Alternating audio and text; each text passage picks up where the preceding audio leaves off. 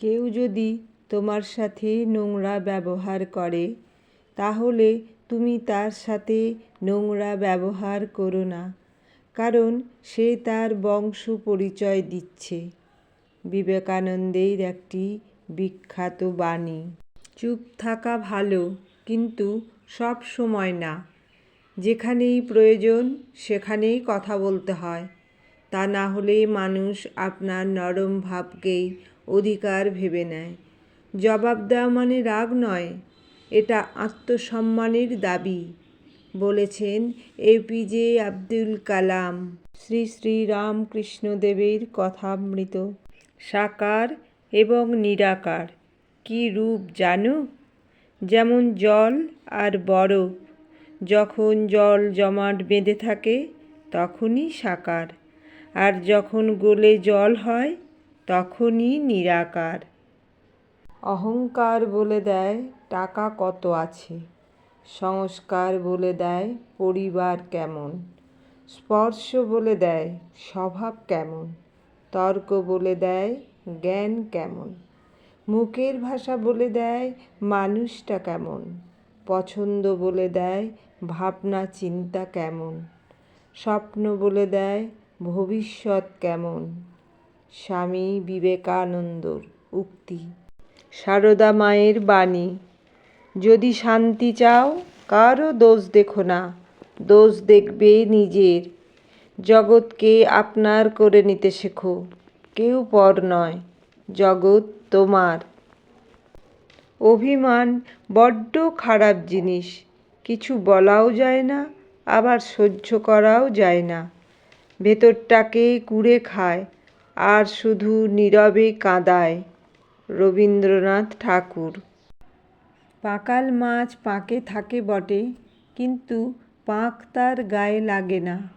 মুক্ত পুরুষেরাও সেই রকম। শ্রী শ্রী রামকৃষ্ণদেবের কথামৃত থেকে নেওয়া।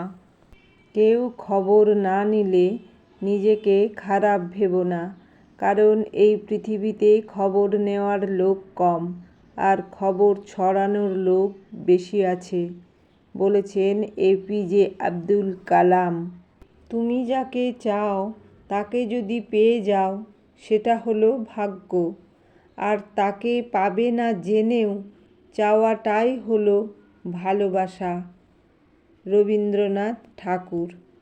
সবচেয়ে কঠিন কাজটাই সবচেয়ে বেশি পুরস্কৃত হয়, তাই কঠিন পরিস্থিতিতে ভয় না পেয়ে সেগুলোকে চ্যালেঞ্জ হিসাবে নাও। এপিজে আব্দুল কালাম। বোকা রাগ করে, বুদ্ধিমান ধৈর্য ধরে, মিথ্যাবাদী ধাপ্পা মারে, পতিতা রূপচর্চা করে, লোভীরা বিপদে পড়ে, পরিশ্রমী কর্ম করে, সাহসীরা বাস্তবায়ন করে, অলস অজুহাত খোঁজে, প্রতারক অভিনয় করে, স্বার্থবাদী কেটে পড়ে। এপিজে আব্দুল কালাম। অভিমানশূন্য হওয়া বড় কঠিন। পেঁয়াজ রসুনকে ছেঁচে কোনো পাত্রে রেখে তারপর পাত্রটিকে শতবার ধুয়ে ফেললেও তার গন্ধ যেমন কিছুতেই যায় না, সেই প্রকার অভিমানের লেশ কিছু না কিছু থেকেই যায়। শ্রী শ্রী রামকৃষ্ণ কথামৃত।